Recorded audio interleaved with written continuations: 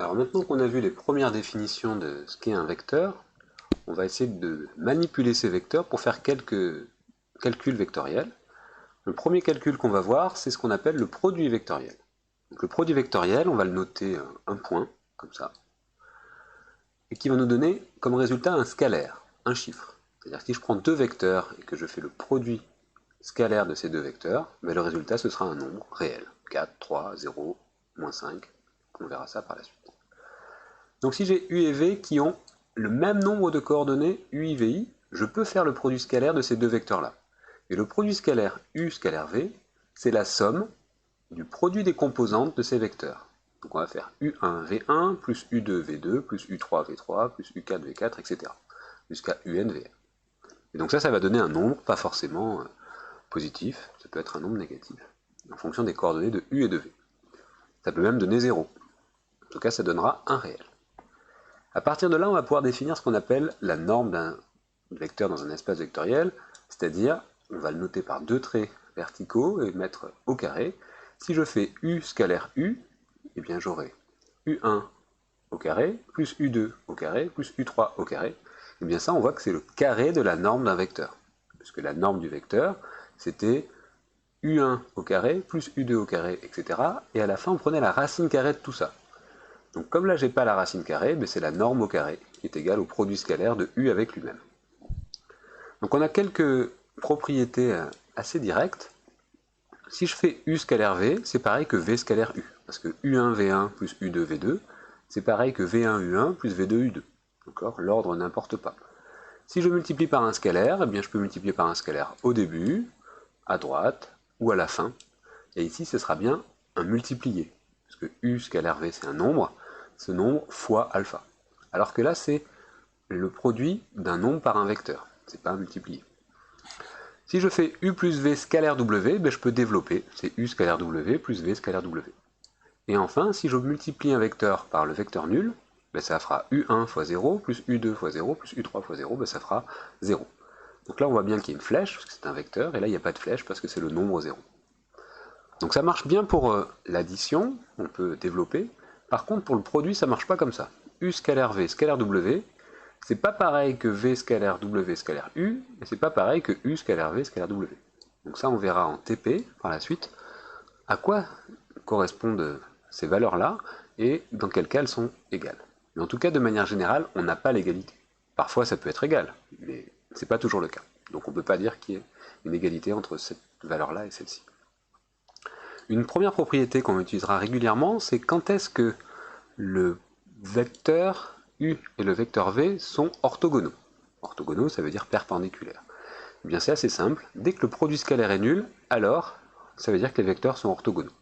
Et vice-versa. Si les vecteurs sont orthogonaux, alors le produit scalaire sera nul. Donc ça nous permettra de définir l'orthogonalité de deux vecteurs. On va faire quelques petits exos simples pour manipuler cette notion d'orthogonalité de deux vecteurs. Premier exemple, on nous donne deux points, A et B, et on vous donne de déterminer la droite qui passe par A et B.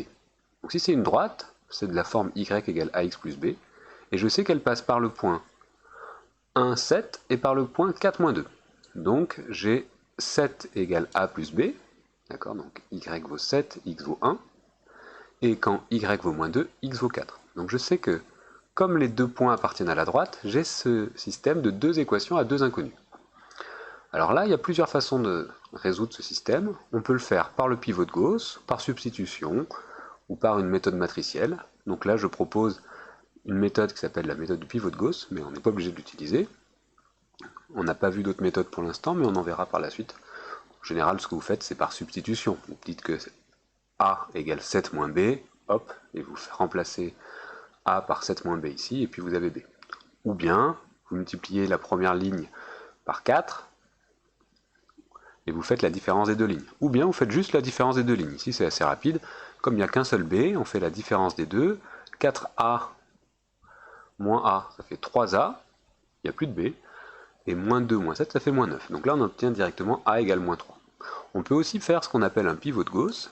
Donc je vais faire des combinaisons linéaires des lignes à partir de ce nombre-là. Là j'ai un 1, et je vais mettre que des zéros en dessous. Donc je vais multiplier la première ligne par 4, et je vais la soustraire à la deuxième.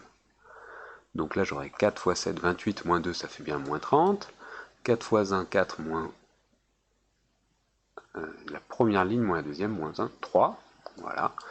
Et donc j'aurai 1, 1, 7, 0, moins 3, 30. Et donc là, j'aurai directement y égale moins 3x plus 10. D'accord? C'est compris ça? Ou je pourrais le reprendre si c'est pas clair pour vous? Mais la meilleure façon, je pense, c'est de faire la différence de ces deux lignes et on obtient directement moins 3 pour A et 10 pour B. Une autre façon, c'est de remarquer que A, c'est la pente de la droite, donc on fait la différence YB moins YA sur XB moins XA. C'est pareil que YA moins YB sur XA moins XB. Hein. Si on multiplie en haut et en bas par moins 1, on obtient la même chose, et on obtiendra directement moins 3. La pente, c'est la pente d'une droite. On l'a déjà vu quand on était en remise à niveau, ou alors des programmes de lycée. Pour retrouver la pente d'une droite, on peut faire la différence des ordonnées sur la différence des abscisses. Et une fois qu'on a ça, donc une fois qu'on connaît moins 3, on peut avoir la valeur de B en prenant un seul point. Par exemple, le point 1, 7 vous donnera la valeur de B.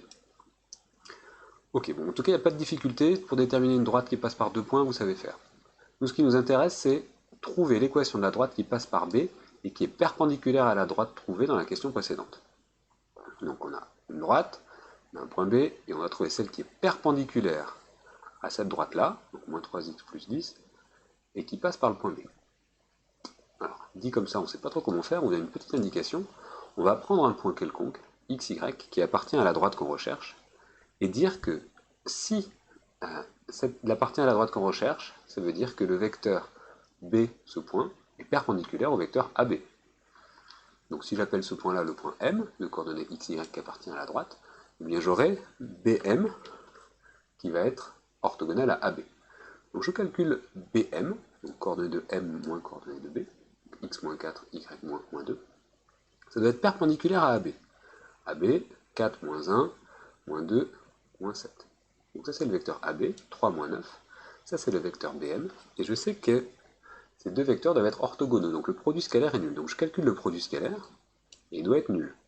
Donc j'ai x moins 4 fois 3, donc 3x moins 4, et y plus 2 fois moins 9, donc moins 9y plus 2. J'isole le y, donc je fais passer les x de l'autre côté, je divise par moins 9, et je tombe sur y égale ax plus b, avec a égale 1 tiers et b égale moins 10 tiers ici. Donc rien qu'à l'aide du produit scalaire, j'ai pu déterminer l'équation de la droite, qui est perpendiculaire à AB, et qui passe par le point B. Juste en prenant un point M, qui appartient à cette droite, je sais qu'il va vérifier cette relation-là sur ses coordonnées. Donc là, je pense que c'est assez clair. Il suffit juste de se rappeler que le produit scalaire de deux vecteurs est nul si les vecteurs sont orthogonaux. Une base orthonormée, c'est une base, donc on l'a déjà vu, une base, c'est une famille de vecteurs qui permet de décomposer tous les vecteurs de l'espace en une combinaison linéaire de ces vecteurs-là. On dira qu'elle est orthonormée si les vecteurs sont orthogonaux 2 à 2 et s'ils sont de norme 1. Alors, base, tout vecteur se décompose de manière unique selon ce vecteur. Orthonormé, donc il y a orthogonal dedans, ça veut dire que les vecteurs sont orthogonaux 2 à 2, ça veut dire que les produits scalaires sont nuls 2 à 2. Et il y a normé, ça veut dire que les vecteurs sont tous de norme 1. On fera un exercice là-dessus où je vous donnerai des vecteurs, il faudra en construire une base orthonormée, donc de vecteurs qui sont orthogonaux et de norme 1 à partir de ces vecteurs-là. Donc ça, on verra ça en exercice. Une autre utilisation du produit scalaire, c'est pour déterminer l'angle entre deux vecteurs. Donc ça, c'est assez intéressant. Si je vous donne deux vecteurs quelconques dans le plan, il peut être intéressant de savoir quel est l'angle formé par ces deux vecteurs. Donc pour calculer un angle formé par deux vecteurs, on va utiliser dans un premier temps ce qu'on appelle les coordonnées polaires de ce vecteur. Donc je me place dans un repère O et J, donc il y a deux vecteurs, I coordonnée 1, 0 et J coordonnée 0, 1. Dans ce plan-là, mes deux vecteurs U et V, pour lesquels je vais essayer de chercher l'angle formé entre les deux, ils ont deux coordonnées, U1, U2 et V1, V2. La longueur de l'origine au point U, c'est racine de U1 carré plus U2 carré. Donc ça on l'a déjà vu plusieurs fois, c'est la norme de U.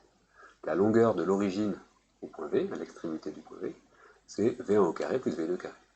D'accord? Donc si je me place dans un repère, je vais avoir U, un point ici. La longueur entre U et l'origine, c'est la norme du vecteur U. Une longueur entre U et l'origine, c'est la norme de ce vecteur. Pareil pour le point V. Ici, je vais pouvoir tracer un angle θ, U, qui va être l'angle formé par l'axe des abscisses et le vecteur U. Peut-être pas très bien dessiné ce U. Voilà, donc cet angle-là, que j'appellerai θU, est l'angle formé par IU. Je sais que dans ce triangle rectangle, là j'ai U1, là j'ai U2. Les coordonnées du vecteur U sont définies comme ça. Dans ce triangle, je me rappelle de la règle SOHCAHTOA. SOHCAHTOA, ça veut dire que le sinus de l'angle, c'est l'opposé, SOHCAHTOA, sur l'hypoténuse. Donc le sinus de θ, c'est U2 sur ρU. Donc sinus θ, si c'est U2 sur ρU, ça veut dire que sinus θ fois ρU égale U2. SOHCAHTOA, donc le K, ça veut dire que le cosinus θ égale le côté adjacent, donc U1, sur l'hypoténuse, ρU. Donc j'ai bien cette relation-là. Je peux faire la même chose sur le vecteur V. Le vecteur V, au lieu d'écrire des U, je mets des V, et il vérifie ces relations-là. V1 égale ρV cos θV, et V2 égale ρV sinus θV. Donc ça, c'est ce qu'on appelle les coordonnées polaires. Donc je peux représenter ce point-là, qui correspond au vecteur U, par U1 et U2, ces coordonnées cartésiennes. Donc là, bien sûr, les repères, ils sont orientés. On va le prendre orthonormé, ça c'est l'origine. Je vais le réécrire, l'origine O du repère, voilà. Et dans ce repère-là, j'ai deux façons de représenter mon vecteur U, soit par U1, U2, soit par ρU, donc qui est la longueur entre O et U, et θU, qui est l'angle ici, soit par U1 et U2. Donc les coordonnées cartésiennes, c'est U1, U2, et les coordonnées polaires, c'est ρU, θU. Et on peut passer de l'un à l'autre avec cette relation-là. U1 égale ρU cos θU, et U2 égale ρU sinus θ. Maintenant que j'ai ça, je peux faire le produit scalaire de mes vecteurs U et V. Donc je vais faire U1 V1 plus U2 V2. C'est ça le produit scalaire. U1 V1 plus U2 V2. Je remarque que j'ai ρU ρV que je peux mettre en facteur. Donc je factorise, je mets devant ρU ρV. Ensuite j'ai cos A cos B plus sin A sin B. Et je me rappelle de mes formules trigo, cos A cos B plus sin A sin B, c'est cos A moins B. Donc j'obtiens que le produit scalaire UV, c'est la norme de U fois la norme de V fois le cosinus θU moins θV. Et bien ça, c'est bien l'angle qu'il y a entre les vecteurs U et V. C'est le cosinus de la différence. Donc ce truc-là, je vais l'appeler phi. C'est l'angle formé par les vecteurs UV. Donc le produit scalaire, on peut le revoir sous une autre forme, qui n'est pas le produit des composantes que l'on somme, mais la norme du premier vecteur fois la norme du second fois le cosinus de l'angle entre les deux. Donc ça veut dire que le produit scalaire peut se calculer de deux manières distinctes. Si le cosinus ici vaut 0, donc le produit scalaire sera nul. Et que le cosinus vaille 0, ça veut dire qu'on est à pi sur 2. Rappelez dans le cercle trigo, si je prends un repère, je prends le cercle, si ici le cosinus vaut 0, cosinus on l'a dit sur cet axe, si je suis là, le cosinus vaut 0. Et donc là j'ai bien un angle de 90 degrés, de pi sur 2. Donc si le cosinus est nul, ça veut dire que j'ai un angle droit, qui correspond à avoir un produit scalaire qui est nul. Ce qui correspond à dire que comme le produit scalaire est nul, les vecteurs sont orthogonaux. On va faire quelques exercices pour vous familiariser avec ça, mais en tout cas on a deux façons distinctes de calculer le produit scalaire, ce qui nous permet d'avoir l'angle formé par deux vecteurs. Une autre façon de calculer un produit entre deux vecteurs, c'est ce qu'on appelle le produit vectoriel. Alors, je vais zoomer un peu pour que ce soit plus facile à lire. Le produit vectoriel, il se représente par ce petit chapeau bizarre là. Ce petit chapeau-là, entre deux vecteurs, ça veut dire qu'on va faire le produit vectoriel de ces vecteurs-là. Produit vectoriel, ça veut dire que le résultat sera un vecteur. Produit scalaire, le résultat est un scalaire, un nombre. Donc pour faire le produit vectoriel, là il y a une condition supplémentaire, c'est qu'on doit forcément avoir des vecteurs qui ont trois coordonnées. Si vos vecteurs n'ont que deux coordonnées, on verra comment ça se passe, mais la méthode que je vous décris ici, c'est pour des vecteurs qui ont trois coordonnées. Et ce qu'il faut connaître par cœur, c'est comment fonctionne ce produit vectoriel. Alors là, en lisant la formule comme ça, on ne comprend rien. On va voir comment on le fait à l'aide d'un moyen mémotechnique. Je vais réécrire la première ligne sous la troisième. Donc ici, je vais réécrire U1, et ici, je vais réécrire V1. Pour avoir la première coordonnée de mon produit vectoriel, je barre la première ligne et je fais gamma. C'est-à-dire je fais U2 V3 moins U3 V2. U2, V3 moins U3, V2. Donc là, j'ai la première coordonnée du produit vectoriel. Pour avoir la deuxième coordonnée, je pars la deuxième ligne et je fais le gamma en dessous. Donc U3, V1 moins U1, V3. D'accord, c'est ce qui est écrit ici. Et pour avoir la dernière ligne, je barre la troisième ligne et je fais le gamma en haut. Donc U1, V2 moins U2, V1. D'accord, donc c'est ça le moyen mémotechnique, il faut vous rappeler. Je réécris la première ligne, on peut aussi réécrire les deux premières lignes si on veut pour avoir plus de visibilité. Et on fait le gamma, c'est-à-dire lui fois lui moins lui fois lui. Donc dans le gamma, c'est bien un moins qui est entre les deux, ne vous trompez pas. Parfois vous mettez des plus, c'est bien un moins.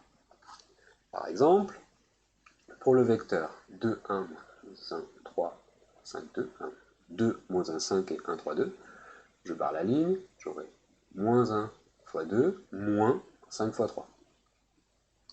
D'accord, j'ai écrit les 4 composantes qui restaient quand j'aurais barré la première ligne. Si je barre la deuxième ligne, il me reste, ayant réécrit au préalable en dessous, ça, je barre la deuxième ligne, 5, 1, 2, 2. 5, 2, 2, 1. Donc ça fait 5 fois 1, moins 2 fois 2. Et enfin, si je barre la dernière ligne, ça fait 2 fois 3, moins 1 fois 1. D'accord, donc j'obtiens ici, dans cet exemple-là, le vecteur moins 17, 1, 7. Donc je vous laisse vérifier par vous-même, faire pause dans la vidéo pour pas que vous recopiez bêtement. Et en tout cas, il faut savoir faire le produit vectoriel. On peut se rappeler de cette formule mémotechnique ou se rappeler directement de ça, mais en tout cas, il faut savoir calculer ce produit vectoriel-là. L'intérêt du produit vectoriel, c'est que c'est un vecteur qui va être orthogonal au plan engendré par les deux premiers vecteurs. Si je fais U vectoriel V, je vais obtenir un vecteur W qui va être orthogonal au plan formé par les vecteurs U et V. Ça, c'est à condition qu'ils ne soient pas collinéaires. Si mes vecteurs sont collinéaires, alors le produit vectoriel est nul. Donc ça, c'est pratique si j'ai des vecteurs collinéaires, je n'ai pas besoin de calculer le produit vectoriel, je sais qu'il est nul. C'est pratique aussi dans l'autre sens, c'est-à-dire que si je vois que le produit vectoriel de deux vecteurs est nul, pof, je sais directement qu'ils sont collinéaires. Je n'ai pas besoin de montrer qu'on peut passer de l'un à l'autre en multipliant par un alpha. Et ça nous servira pas mal par rapport à, dans la suite, pour montrer que deux vecteurs sont orthogonaux. On aura juste à calculer, deux vecteurs sont collinéaires, on aura juste à calculer le produit vectoriel, il sera nul. Pour montrer qu'ils sont orthogonaux, on calculera plutôt le produit scalaire. Donc maintenant, on va définir ce que c'est qu'une base orthonormée directe. Donc le mot direct, on n'a pas encore vu, on sait ce que c'est qu'une base, on sait ce que c'est orthonormé, des vecteurs orthogonaux de norme 1, mais direct, eh bien c'est si c'est dans l'ordre direct, ça veut dire que les produits vectoriels des deux premiers vecteurs donnent le troisième, le produit vectoriel du deuxième et du troisième donne le premier, et enfin, du troisième et du premier donne le deuxième. Donc si on a cette relation-là, alors on dira que la base est directe. Si je change l'ordre des vecteurs, ça ne marchera plus. Si je mets JIK comme base, parce que l'ordre est important, eh bien la base ne sera plus forcément directe. Donc ça, on verra pareil dans un exercice comment on détermine une base directe ou une base qui ne sera pas directe, on dira alors qu'elle est indirecte. Je vous l'ai dit qu'il fallait des vecteurs qui aient trois coordonnées, mais s'ils n'en ont que deux, c'est des vecteurs du plan, par exemple celui-là et celui-là. Comment je fais pour calculer leur produit vectoriel? Eh bien c'est simple, j'ai juste à mettre leur troisième composante à 0. D'accord, deux vecteurs dans le plan, la troisième composante, c'est-à-dire qu'ils ne sortent pas du plan, on peut dire qu'elle est à 0. À ce moment-là, le produit vectoriel, eh bien, je barre les lignes, pareil, y fois 0 moins 0 fois y', ça fait 0. Pour la deuxième ligne, j'aurai 0 fois x' moins x fois 0, ça fait 0, et j'aurai que la dernière composante, x, y' moins x', y. Donc on en déduit que le produit vectoriel de deux vecteurs non collinéaires va être orthogonal au plan défini par ces deux vecteurs. S'ils étaient collinéaires, x, y' moins x', y donnerait 0. S'ils ne sont pas collinéaires, eh bien j'ai un vecteur en rouge, ici, W, qui sort du plan et qui est orthogonal aux vecteurs U et V et à tous les vecteurs qui sont dans le plan engendré par U et V. Donc ça c'est pratique. Je sais que dès que j'ai calculé le produit vectoriel, eh bien ce vecteur W, il est orthogonal à V et orthogonal à U. Donc je pourrais le vérifier en calculant le produit scalaire UW qui donnera 0, et pareil, WV qui donnera 0 aussi. Donc ça nous servira aussi par la suite. Exercice un petit peu technique pour déterminer une base orthonormale directe dont le premier vecteur est collinéaire au vecteur 1, 2, 2. Donc là c'est une question que j'avais posée à l'examen. La question elle fait une ligne, déterminer une base orthonormale directe dont le premier vecteur est collinéaire au vecteur 1, 2, 2. Donc là il y a une infinité de réponses, une infinité de bases. vous propose de faire pause sur la vidéo et de chercher par vous-même à répondre à cette question. Sinon, vous allez voir que la correction est assez simple, mais les idées ne sont pas faciles à avoir du premier coup. Donc indication, on va normer. Donc normer un vecteur, c'est-à-dire qu'on va diviser ce vecteur par sa norme. Si je divise un vecteur par sa norme, j'aurai un vecteur qui sera collinaire à ce vecteur-là, et qui sera de norme 1. Donc par exemple, ici, si j'ai le vecteur 1 de 2, sa norme, c'est racine carrée de 1 au carré, plus 2 au carré, plus 2 au carré, donc ça fait racine carrée de 9, ça fait 3. Donc si je divise le vecteur 1 de 2 par 3, donc j'obtiens le vecteur 1 tiers, 2 tiers, 2 tiers, j'aurai un vecteur de norme 1. On peut vérifier, racine carrée de 1 tiers au carré, plus 2 tiers au carré, plus 2 tiers au carré, mais ça fait bien 1. Donc là, ce que j'ai trouvé, c'est un vecteur qui va être collinaire au vecteur 1 de 2 et de norme 1. C'est bien, puisque je veux une base orthonormale directe. Donc déjà, j'ai un premier vecteur qui est de norme 1.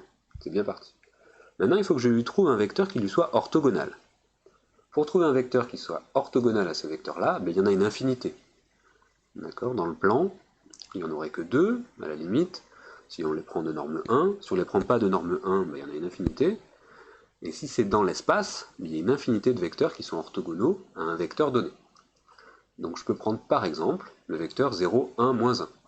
Ça fera 0 fois 1 tiers, plus 1 fois 2 tiers, moins 1 fois 2 tiers. Donc le produit scalaire sera bien nul. Donc ça veut bien dire que le vecteur 0, 1, moins 1, il est orthogonal au vecteur 1 tiers, 2 tiers, 2 tiers. Il est orthogonal, mais il n'est pas de norme 1. Parce que racine carrée de 1 au carré plus moins 1 au carré, ça fait racine de 2. Donc je peux prendre un vecteur qui lui soit collinaire et de norme 1 juste en divisant par sa norme. Donc 0, 1 sur racine de 2, moins 1 sur racine de 2, il est bien collinaire au vecteur 0, 1, 1, et il est bien de norme 1. Donc comme il est collinaire à 0, 1, 1, il est aussi orthogonal à 1 tiers, 2 tiers, 2 tiers. Donc ces deux vecteurs-là, U et V, que je viens de construire, ils sont orthogonaux, tous les deux, et ils sont de norme 1. Donc j'ai les premières étapes d'une base orthonormale directe pour mon espace de dimension 3. Il ne me reste plus qu'à déterminer un troisième vecteur, qui doit être orthogonal aux deux premiers, et de norme 1. Eh bien, c'est très simple, j'ai juste à faire le produit vectoriel de ces deux vecteurs-là. En faisant U vectoriel V, j'obtiens un troisième vecteur, W, qui va être orthogonal aux deux premiers, et, magie, il va être de norme 1. Donc ça, on va le voir par la suite, pourquoi il est de norme 1. Mais en tout cas, j'aurai un troisième vecteur, orthogonal aux deux premiers, qui va former une base orthonormale directe. Donc on peut vérifier, on calcule la norme de W, ça fait bien une norme 1. Pour obtenir W, j'ai fait U vectoriel V, et non pas V vectoriel U. Parce qu'on veut que la base soit directe, ça veut dire que le troisième vecteur soit le produit vectoriel des deux premiers. Donc la base UVW est une base orthonormale directe. Quelques propriétés supplémentaires du produit vectoriel. On va faire un petit peu comme on a fait avec le produit scalaire, on va changer la façon de représenter les vecteurs U et V à l'aide des coordonnées polaires. Donc ça, on l'a déjà vu un petit peu plus tôt. Pour le produit scalaire, on a U qui s'écrit U1, U2, U3. Mais U1, on a vu que c'était ρU cosinus θU. U2, c'est ρU sinus θU. Mais U3, il n'y a pas de déplacement suivant l'axe des ordonnées, enfin, sur la hauteur, suivant l'axe des Z. Parce que notre vecteur, il est dans le plan. Pareil pour V. Si je fais le produit vectoriel, eh bien je sais que j'aurai uniquement la troisième composante qui ne sera pas nulle. C'est ce qu'on a vu ici. Quand on fait le produit vectoriel de deux vecteurs, j'ai les deux premières composantes de vecteurs qui sont dans le plan, les deux premières composantes qui sont nulles et la dernière qui n'est pas nulle. Donc là j'ai x, y' moins x', y, qui me donne cette valeur-là. Je peux factoriser par ρu, ρv, qui est le produit de la norme de u fois la norme de v. Et si je regarde la relation qui me reste, j'ai cos A sin B moins cos B sin A. Et ça, comme je connais bien mes formules de trigo, je sais que c'est sinus de θu moins θv. Donc c'est le sinus de l'angle formé par les deux vecteurs u et v. Un peu comme pour le produit scalaire, qui est me donner le cosinus de l'angle entre les deux vecteurs, là j'ai le sinus de l'angle. Donc le produit vectoriel u vectoriel v, c'est la norme de u, norme de v, 0, 0, et la dernière composante, c'est le sinus. Donc si je prends la norme du produit vectoriel, que je vais noter ici, j'aurai norme de u, norme de v, fois le sinus de l'angle entre les deux, mais de manière positive. Parce que le sinus d'un angle, quand on est en géométrie, on aura forcément un angle qui sera entre 0 et pi. Vous voyez, si je prends un triangle, je peux toujours regarder un angle qui soit entre 0 et pi. Donc à ce moment-là, le sinus, il sera toujours positif. On n'aura pas d'angle qui sera entre 0 et moins pi, entre moins pi et 0 plutôt. On n'aura pas d'angle négatif. Quand on regarde un triangle ou deux vecteurs, on va regarder à chaque fois l'angle ici de manière positive. C'est-à-dire son sinus sera positif. On pourrait regarder l'angle comme ça, ou l'angle complémentaire ou supplémentaire, mais c'est pas ce qu'on fait. Quand on dit que les coordonnées, que la somme des angles dans un triangle est 180 degrés, c'est qu'on prend les angles qui sont tous compris entre 0 et pi. Donc si je prends des angles entre 0 et pi, j'aurai toujours, ici, un sinus positif. Donc formule à retenir, la norme du produit vectoriel, c'est la norme de u fois la norme de v fois le sinus formé par l'angle u entre les deux vecteurs u et v. Il y a quelques règles pour le calcul avec le produit vectoriel. Eh bien, le produit vectoriel u vectoriel alpha v, mais le alpha on peut le sortir, on peut le mettre devant. C'est alpha u vectoriel v. On ne peut pas commuter, c'est anticommutatif. C'est-à-dire que si je commute u et v, il y a un moins qui apparaît. Donc v vectoriel u, c'est l'opposé de u vectoriel v. Pour le produit scalaire, il n'y a pas de moins. Pour le produit vectoriel, il y a un moins. On peut distribuer le produit vectoriel sur l'addition, donc u vectoriel v plus u vectoriel w. Et si on fait le produit scalaire, on pourrait faire le produit scalaire avec u ou avec v. Parce que u vectoriel v, c'est un vecteur qui est orthogonal à u et à v. Donc scalaire u, ça fait 0. Pareil, u vectoriel v, c'est un vecteur qui est orthogonal à u et à v, donc scalaire v, ça fait aussi 0. Donc on aura toujours cette relation-là. Donc ces propriétés-là, on les utilisera dans les exercices par la suite. On avance un peu.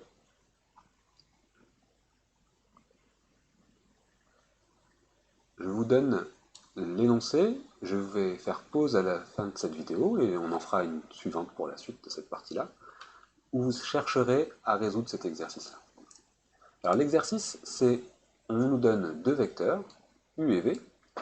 Avec le produit scalaire, on doit déterminer l'ensemble des vecteurs qui sont orthogonaux à u et à v.